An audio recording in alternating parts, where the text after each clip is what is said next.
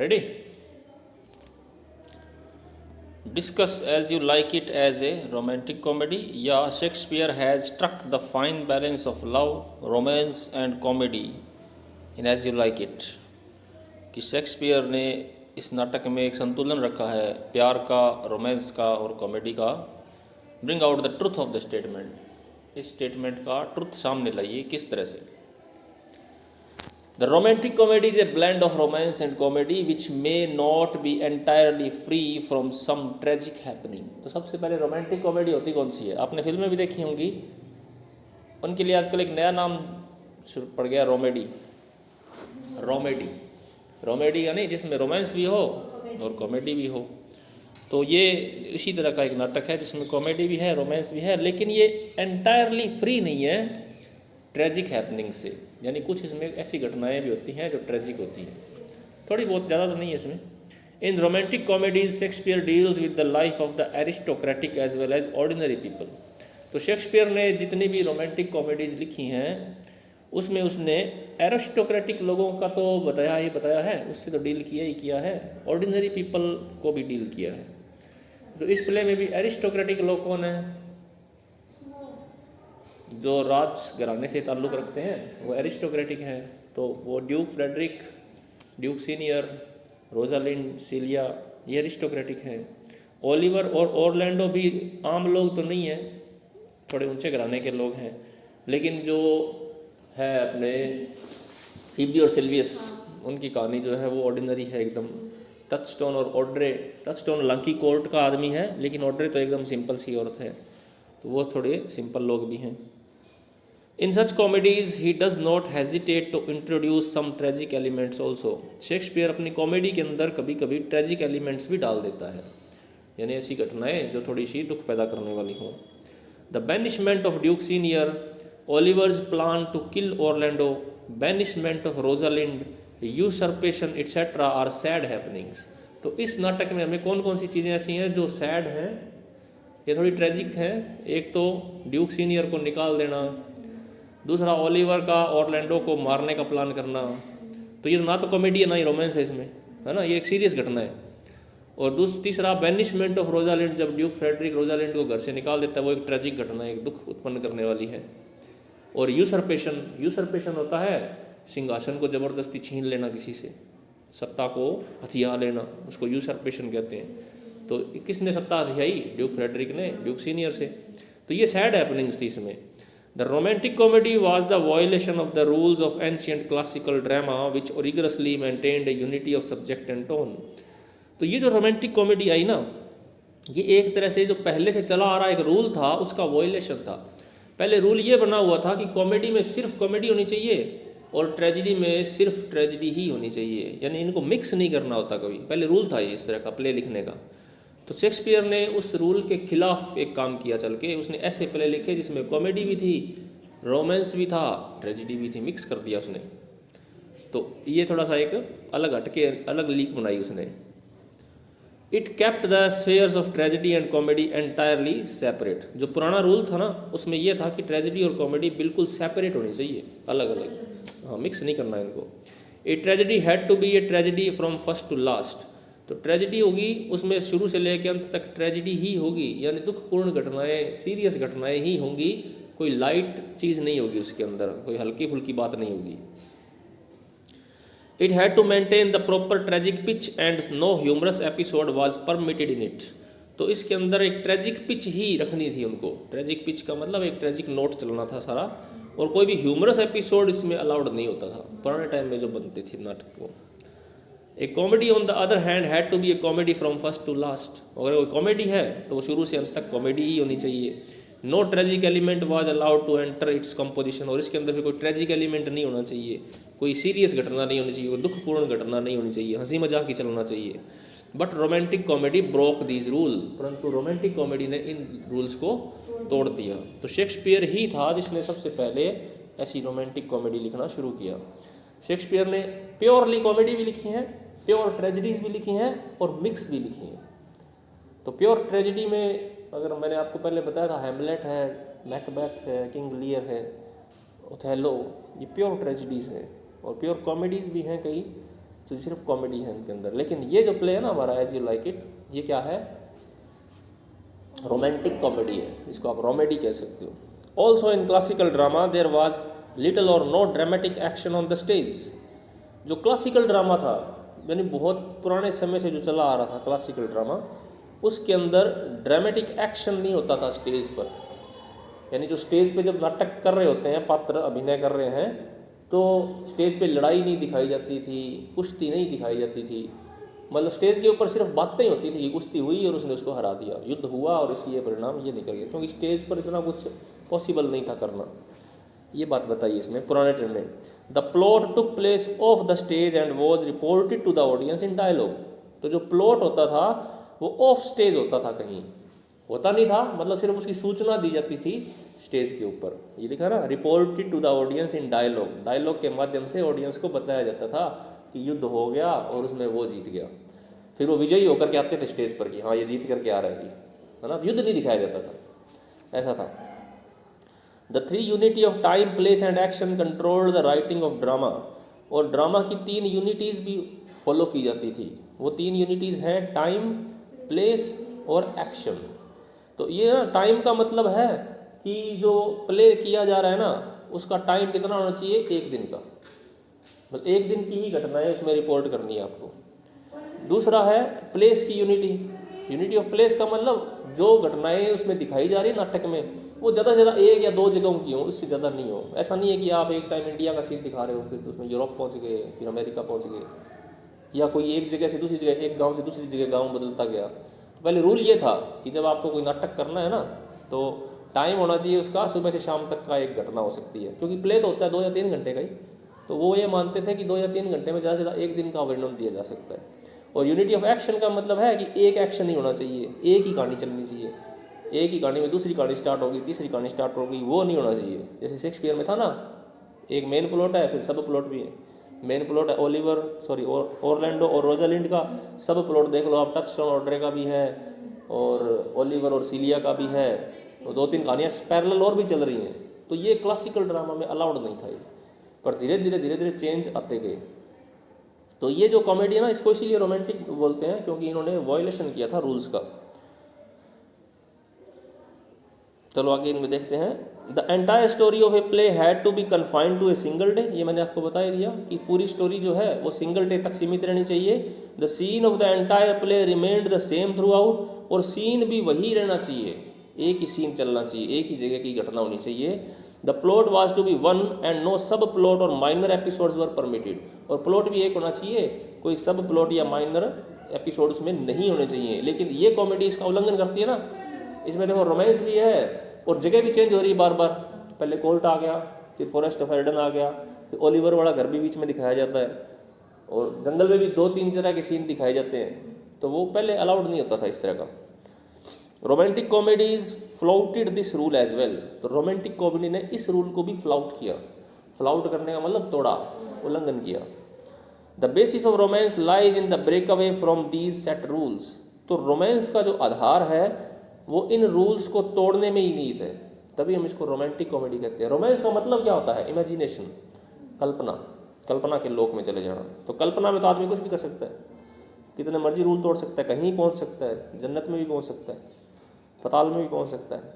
तो ये तो चीज़ ही क्या है फिर। Love for the past and love for nature were the recurring themes projected in these writings.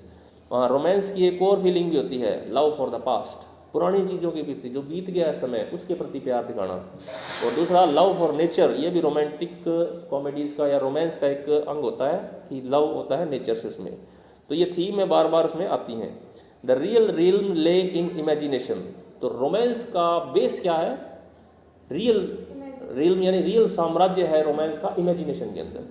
तो जब भी आपको रोमांस की बात करता है ना, तो रोमांस का मतलब आपको किसी और वर्ड से नहीं लेना है, मेजर किससे लेना होता है, इमेजिनेशन से। जो आदमी जितना ही इमेजिनेटिव होता है, जितना ही कल्पना में खोया रहता है, जितनी बड़ी बड़ी कल्पनाएं करता था, उसको रोमांटिक कह सकते हैं। The romantic elements transport us to a world of make believe which is more alluring and delightful than the harsh realities of the mundane life. तो जब रोमांटिक एलिमेंट आ जाता है किसी चीज़ में, तो वो हमें एक ऐसे संसार में ले जाता है जिस पर हम न चाहते हुए भी विश्वास कर लेते हैं। यानी एक बार के लिए अपने अविश्वास को साइड में रख देते हैं और मान लेते हैं कि चलो जो हो रहा है वो सही है ना। जैसे इस कॉमेडी के अंदर भी बहुत सारी इम्पॉसिबल सी चीज़ें हैं, इस तरह से कौन सारे फॉरेस्ट ऑफ एडन में आ जाएंगे एक साथ, ऐसा रियल में थोड़ी हो सकता है कि उसका भी मन कर दिया वो भी फॉरेस्ट ऑफ एडन में चल गया, वो कहता चल मैं भी जाता हूँ फॉरेस्ट में, वो तो मैं भी फॉरेस्ट में जाता हूँ, सभी वहाँ मिलते हैं, सभी की जोड़ियाँ बन जाती हैं। तो एक तरह से तो ये चीज़ अनबिलीवेबल है, ऐसा नहीं हो सकता, लेकिन फिर भी हम इंजॉय करने के लिए एक बार क्या करते हैं, अपने अविश्वास को साइड में रख देते हैं। तो यही क्या है, वर्ल्ड ऑफ मेक बिलीव में ले जाता है हमें, जो बहुत ही एल्यूरिंग होता है हमारे लिए। एल्यूरिंग का मतलब हमारे लिए बड़ा आकर्षक होता है, मोहक होता है और डिलाइटफुल भी होता है, खुशी देने वाला भी होता है। Than the harsh realities of mundane life, क्योंकि आम जिंदगी में हमारी सच्चाइयाँ बहुत कड़वी होती हैं, तो उनसे हम थोड़ी देर के लिए छुटकारा पाना चाहते हैं। तो फिल्मों में भी तो ऐसा होता ही है, फिल्मों के अंदर भी ऐसी अजीबोगरीब चीज़ें दिखाई जाती हैं जो रियल में हम सोच ही नहीं सकते कि हो सकती है, लेकिन फिल्मों में मज़े से देखते हैं और उसके साथ फील भी करते हैं, रोने भी लग जाते हैं कई बार उनकी फीलिंग्स के साथ, लेकिन हमें सब पता होता है भी ऐसा हो तो सकता ही नहीं है। Such a change is a welcome change with thrills, delight and appeals greatly to our emotions and fancies. तो ये इस तरह का चेंज है, ये वेलकम चेंज है, ये हमारे लिए थ्रिल होता है, थ्रिल का सोर्स होता है, डिलाइट का सोर्स होता है और हमारे इमोशन को अपील करता है। While the romantic elements thrill us, the comic element fill the play with laughter and light-hearted mood. Romantic elements हमें थ्रिल करते हैं, लेकिन कॉमिक एलिमेंट्स हमें क्या करते हैं, हमें हंसाते हैं, हमारा मूड सही कर देते हैं। The love between Rosalind and Orlando is truly romantic and infecting.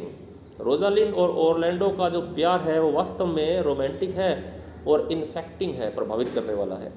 The love between Oliver and Celia is sudden. Oliver और सिलिया का प्यार क्या है, सडन है। सडन का मतलब तुरंत होने वाला, पहली नज़र का प्यार था। And Silvius pleadings are passionate, और सिल्वियस के जो निवेदन है, प्लीडिंग का मतलब विनती, निवेदन, वो कैसे हैं, पैशनेट हैं। पैशनेट का मतलब भावनाओं से भरे हुए हैं। Besides the romantic love theme, the picturesque setting in the forest of Arden, wrestling match between a young count and the veteran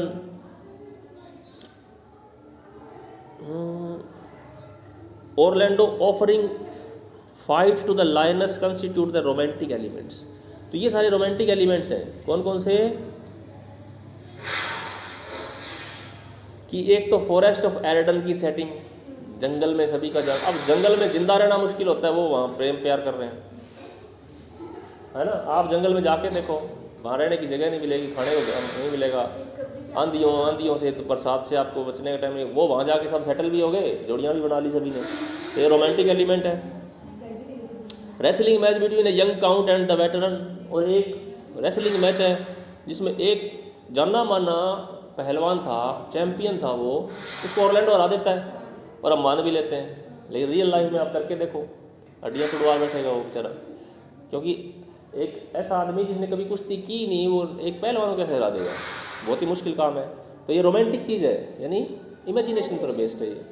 Orlando offering fight to the lioness, Orlando शेरनी को हरा देता है, यानी शेरनी को मार देता है वो, तो बहुत ही मुश्किल काम है ये एक आदमी के लिए, तो है ना, लेकिन हम विश्वास कर लेते हैं ना, हालांकि हमारे लिए विश्वास करने लायक चीज़ नहीं है, लेकिन हम विश्वास कर लेते हैं। यही रोमांस की खूबी होती है कि हम अविश्वास को एक तरह से साइड में रख देते हैं।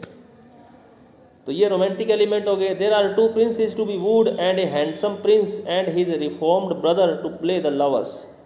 तो यहाँ पे 2 राजकुमारियाँ भी हैं जिनको वू किया जाता है, एक हैंडसम प्रिंस भी है और एक रिफॉर्म्ड ब्रदर भी है जो लवर बन जाता है। ये सब रोमांटिक एलिमेंट है। ऐसे ड्यूक फ्रेडरिक एकदम से चेंज हो जाता है, संत बन जाता है ना। ओलिवर भी एकदम से चेंज हो जाता है और सिलिया से एकदम का उसका प्यार हो जाता है। सब रोमांटिक चीज़ें हैं। It is this element of love that fills the ambience of As You Like It. तो ये जो प्यार का जो एलिमेंट है, ये पूरे इस प्ले को, एज यू लाइक इट को, इसमें वातावरण बनाए रखता है रोमांस का। The violation of 3 dramatic unities further strengthen the romantic concept. और इसमें एक ये भी यूनिटी का भी इसमें वॉयलेशन हुआ है। पुराने ज़माने में जो रूल चले आ रहे थे यूनिटीज़ का, टाइम प्लेस और एक्शन का, तो वो भी एक रोमांटिक कंसेप्ट हो गया। The play has a basic theme of passionate love. तो प्ले की थीम है प्यार। The ardour of love has a universal appeal. तो प्यार का जो आर्डूर है, प्यार की जो ऊर्जा है, प्यार का जो अपील है, वो एक यूनिवर्सल है, मतलब वो हर जगह पाई जाती है, भले उनमें हो भले ही हम में हो, हम भी तो उन्हीं के इमोशन से इमोटिव हो रहे हैं ना, हालांकि हमारे लोग तो नहीं है, वो अंग्रेज लोग हैं, लेकिन प्यार का जो पैशन है वो सभी जगह एक सा होता है. It catches the fancy of audience and makes an instant appeal to the emotions. तो ऑडियंस की फैंसी को ये कैच कर लेता है, ऑडियंस की कल्पना को, और एक इंस्टेंट अपील करता है हमारे इमोशन को, एक तुरंत अपील करता है उसी समय. फीबीज रिमार्क, फीबी ने एक बहुत अच्छी बात बोली थी कि deep dead shepherd now I find thy saw of might where whoever loved that loved not at first sight. ये लाइन बोली थी ना उसने सिल्वियस के लिए. वो कहती है सिल्वियस को, जब वो सिल्वियस बार बार उससे निवेदन करता है, उसको वो करता है फीबी को, तो फीबी उसको बार बार मना कर देती है. लेकिन जब फीबी को प्यार हो जाता है गैनीमेड से, तब वो उसको कहती है सिल्वियस को कि अब मैं समझी तुम्हारी दिल की हालत, है ना, कि जैसा मेरे को अब गैनीमेड से जैसे प्यार हो गया ना, वैसे ही तुम्हें मुझसे प्यार हो गया है, तो अब मुझे तुम्हारी हालत पता लग रही है. फिर वो कहती है हाँ, पहली नज़र का प्यार तो होता ही ऐसा है, और जिसने पहली नज़र का प्यार नहीं किया उसने फिर प्यार भी क्या किया. Carries a lot of weight. तो इस बात में बहुत बड़ा वेट है, दम है. Within the sequestered and romantic glades of the forest of Arden the runaways find leisure to be good and wise or to play the fool and fall in love. तो वो जो जंगल है वहाँ का वातावरण एकदम रोमांटिक है, सीक्वेस्टर्ड भी है. सीक्वेस्टर्ड का मतलब शहरी लाइफ से अलग है, एकांत का वातावरण भी है, और वहाँ पे लाइजर का भी खूब टाइम है, इंजॉय करने का भी खूब टाइम है, और फूल को भी प्यार में पड़ने का वहाँ पे खूब टाइम है. तो ये जंगल को एक इस तरीके से दिखाया गया है जैसे कोई एक जन्नत है, जैसे वो हेवन है, जैसे कोई है तो वो जंगल आखिरकार. तो ये रोमांटिक एलिमेंट है इसमें, कल्पना ही कल्पना भरी हुई है, रियलिटी का पुट बिल्कुल भी नहीं है. There is also something romantic in the relationship between Celia and Rosalind. Celia और रोजालिंड का जो रिलेशनशिप है उसमें भी एक रोमांटिक एलिमेंट है. The bond between them is stronger and more fascinating than it can be between the two sisters. उनके बीच का जो प्यार है वो दो सिस्टर से भी बढ़ करके है. Celia can not stay without Rosalind and Rosalind finds herself incomplete without her. तो वो दोनों ही एक दूसरे के लिए बने हैं, एक दूसरे के बिना बिल्कुल नहीं रह सकते. The two cousins sit and prattle rail at god and goddesses, makes plans to scamper away in disguise, fall in love at first sight and indulge in some witty and scintillating talks with themselves and other characters.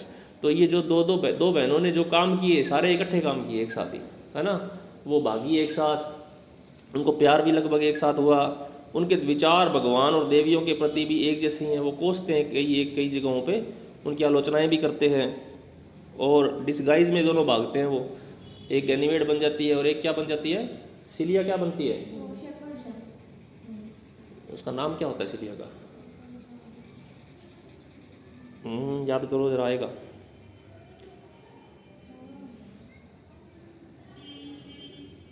And other characters. और दोनों उनकी बातें भी बड़ी विट्टी और scintillating है.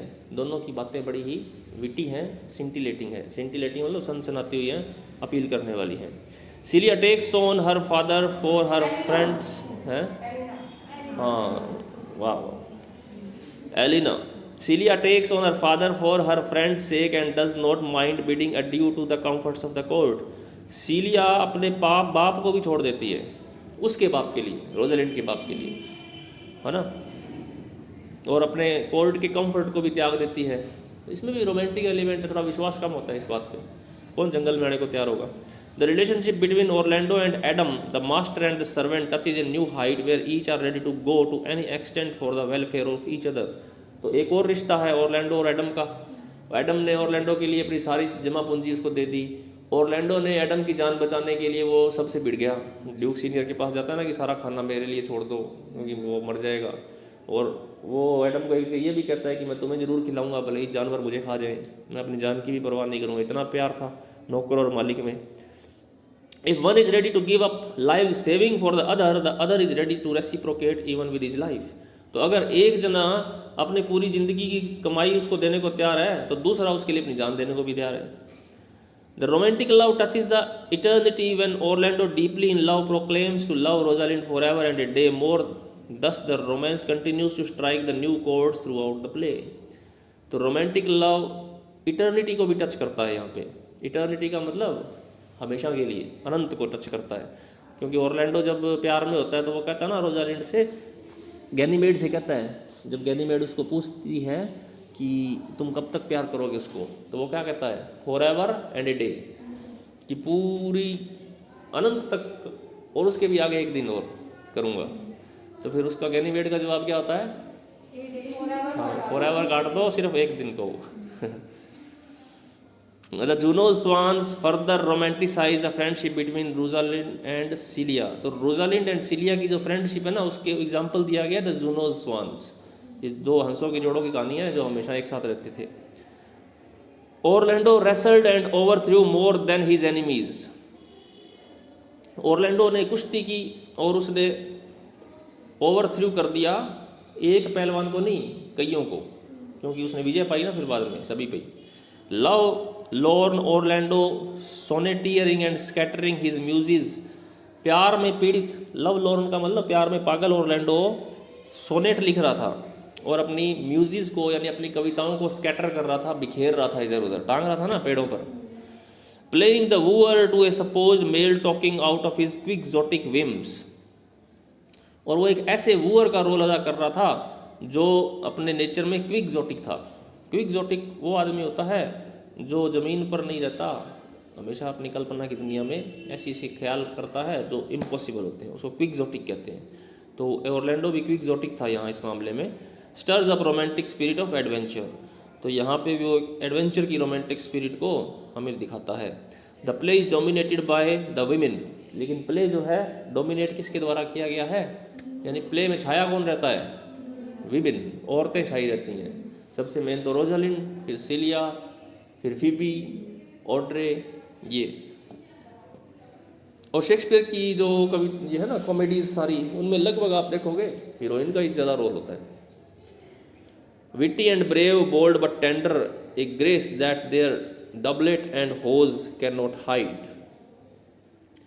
तो वो औरतें कैसी हैं, विट्टी और ब्रेव हैं, बोल्ड और टेंडर हैं। टेंडर का मतलब नाजुक हैं, और उनमें एक ऐसी ग्रेस है जिसको डॉबलेट और होज हाइड नहीं कर सकते। डॉबलेट और होज ये वस्त्र हैं जो आदमी लोग पहनते हैं। तो जैसे रोजालिंड ने आदमी के वस्त्र तो पहन लिए, लेकिन फिर भी उसकी जो एक वुमन के रूप में जो ग्रेस थी ना, वो छुपा नहीं पाते थे। There is a special charm to whole range of the characters. तो सभी कैरेक्टर्स का अपना एक अलग चार्म है। The very fact that the theme of the play is a reaction against urban life makes it a comedy as well as romance. और एक fact और भी है कि ये जो सारा का सारा प्ले है एक रिएक्शन है शहरी लाइफ के प्रति, यानी इसमें शहर की लाइफ की आलोचना की गई है, गांव की लाइफ में थोड़ा अच्छा करके बताया गया है। तो ये इसको एक कॉमेडी का भी रूप देता है, साथ ही साथ रोमांस का भी एलिमेंट इसमें आ जाता है। ओके, बहुत आज के लिए।